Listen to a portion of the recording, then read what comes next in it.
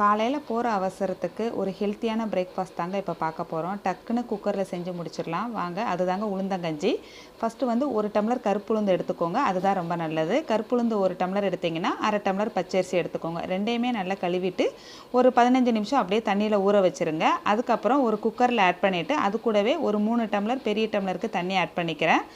அதுக்கப்புறம் ஒரு 10 பல் பூண்டு நல்லா தோல் உரித்து அதோடு சேர்த்துக்கோங்க. அதுக்கப்புறம் கொஞ்சமாக சீரகம், சுக்கு பொடியும் சேர்த்து தேவையான அளவு உப்பு சேர்த்து நல்ல ஒரு கொதி வந்ததுக்கப்புறம் குக்கர் மூடி ஒரு 5 விசில் 6 விசில் வச்சு எடுத்துருங்க. அந்த தோலோடு நம்ம சேர்த்து செய்கிற போது தான் உளுந்தங்கஞ்சிக்குள்ளே ஃபுல் பெனிஃபிட்டும் நமக்கு கிடைக்கும். உளுந்தங்கஞ்சிக்கு லாஸ்ட்டாக வந்து நம்ம இறக்கும் போது ஒரு கைப்பிடி தேங்காய் துருவல் ஆட் பண்ணிட்டிங்கன்னா செம டேஸ்ட்டாக இருக்குங்க. அந்த உளுந்து அரிசி அது கூட தேங்காய் துருவல் சேர்த்து சாப்பிடும் போது நல்லாயிருக்கும். கண்டிப்பாக செஞ்சு கொடுங்க, குழந்தைங்களுக்கு ரொம்ப நல்லது.